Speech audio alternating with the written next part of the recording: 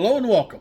Chris from Missouri here, bringing you another video about vintage baseball cards. In this video, I want to welcome you to the very first edition of whatever this is. See, I don't know what the name of it is. I'm going to give it a cute little name here. But I want to invite you to come along with me on my videos on Thursday nights. I'm going to do more than just video on Thursdays. But I'm going to release one every Thursday because I got my list done. What I was doing is I was trying to put together a set that I was going to go after, and I didn't know what to call it. At first, it was going to be people that belonged in the Hall of Fame that weren't, that kind of stuff, and then it kind of molded into something that turned into the top 5 players at each position that's not in the Hall of Fame. And then I thought, well, that's okay, but the classic era was going on now, and so I was going to do that. It had to be classic era eligible players. And then with some help from other YouTubers helping me put together a list, I finally finished it up what it is. And what it is, it's the top, I'm going to collect baseball cards of the top 5 players at each position that's not in the Hall of Fame and that their rookie card is before 1980. Now, I'm going to show this list, and if you guys disagree or think I'm missing out somebody, this is a movable list. It's a flexible list, so you might be able to change my mind on a couple things, because especially when I just moved it, when I added the rookie card before 1980. So I might have forgot a player or two. Matter of fact, that helped me move over Dale Murphy. I wouldn't have had him on the list, or Lou Whitaker.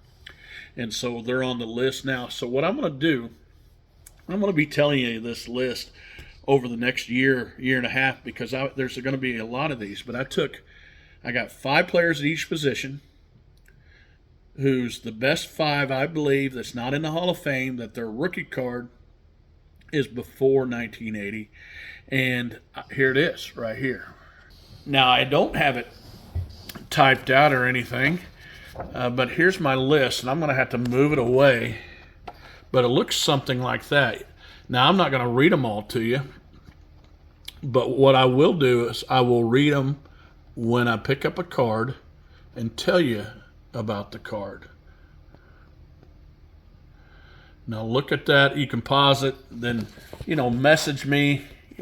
I don't mind to argue. I'm not trying to make anybody mad or anything like that, and I hope if you're watching my channel, this doesn't drive you crazy.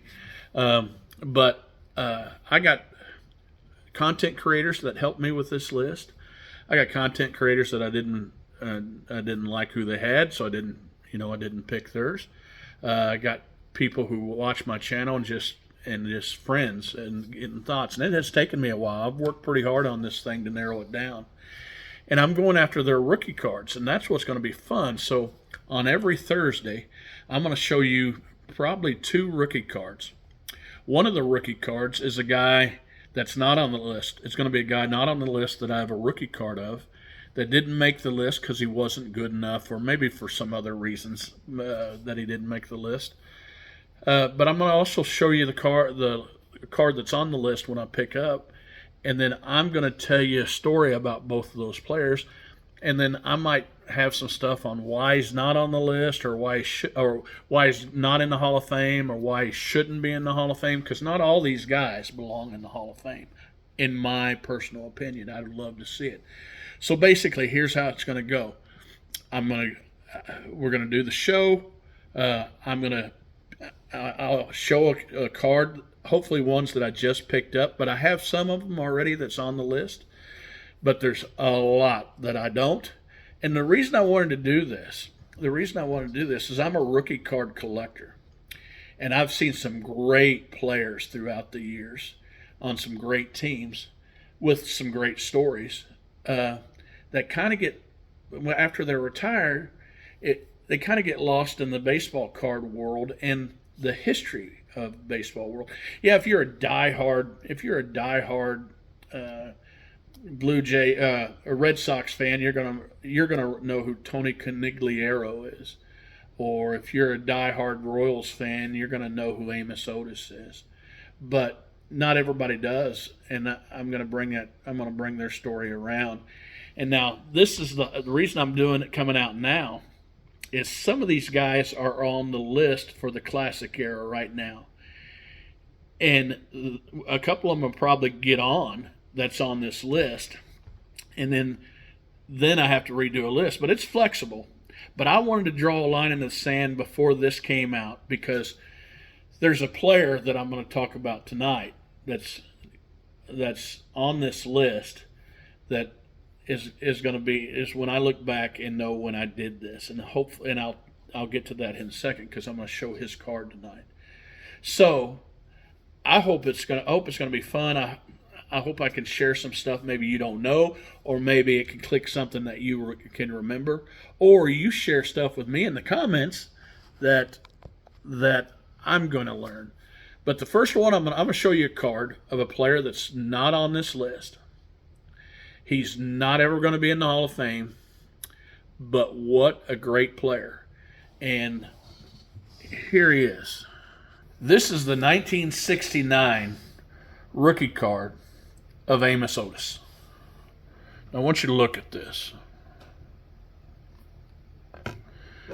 Now, the top 5 center fielders on my list, and you may disagree with them, but I can at least share them with you now since he's a center fielder, is Willie Davis, Jimmy Wynn, Vada Pinson, Freddie Lynn, and Dale Murphy.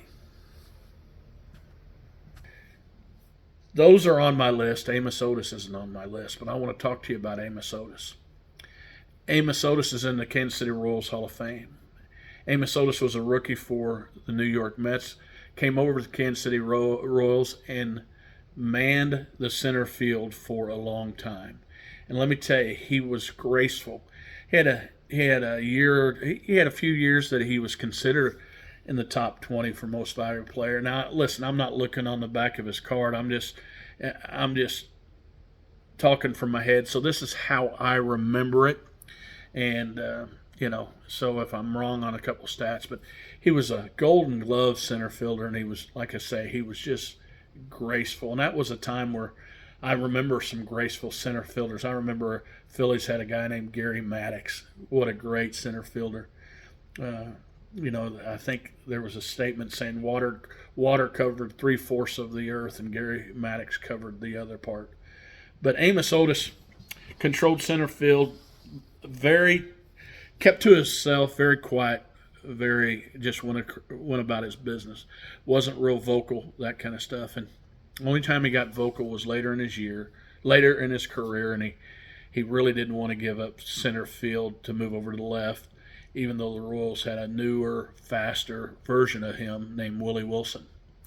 Now, Amos Otis stole bases. He hit doubles.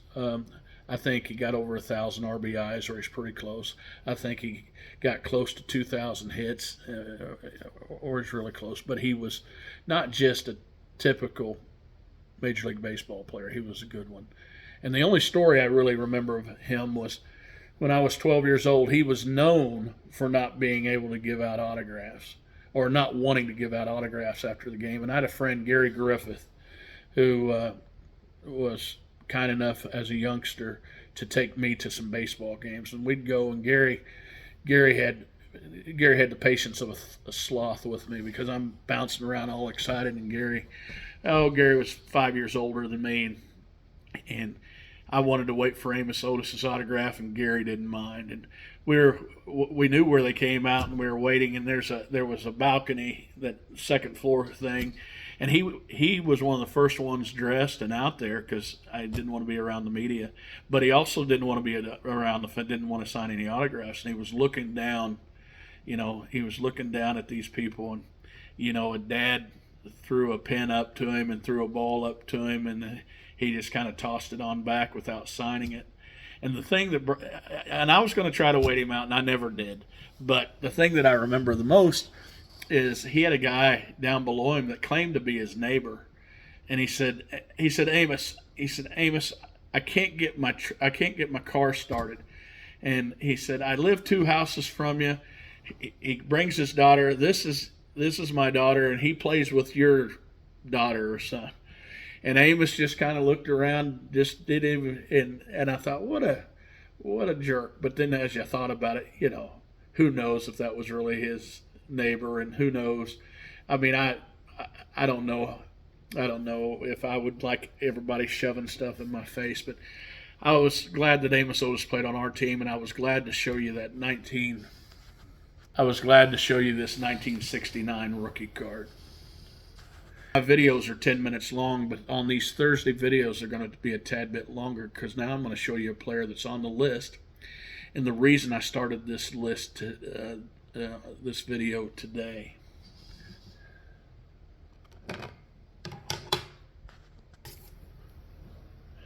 This is John Donaldson.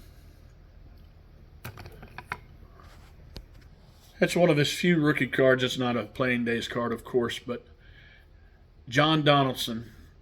The reason I'm doing John Donaldson first is right now. I'm in a town. I live in a town for the last 20-some years called Glasgow, Missouri, and it's 1,100 people. And in this 1,100 people, John Donaldson was born. Now, John Donaldson was a Negro League player, and that's what he's known for, but he really didn't play a ton of Negro League baseball. Matter of fact, he made more money not playing Negro League baseball in a time where it was hard for people to make money and even harder for a black person to make money. See, what he did was he's the designer, one of the designers and precursor to the traveling barnstorming teams that a group of great players would go into a community and play the town team or a team of whoever, all-stars comprised, and they would play them for money. And he made more money doing that than when he played for the Kansas City Monarchs. And so don't feel sorry for John Donaldson. He had a great life. See, he was born in Glasgow, and early in his career he played on a Glasgow team that traveled around the area a lot. But he went on to play college baseball in a place in Sedalia called Smith College. Now that turned into Smith Cotton High School, I believe.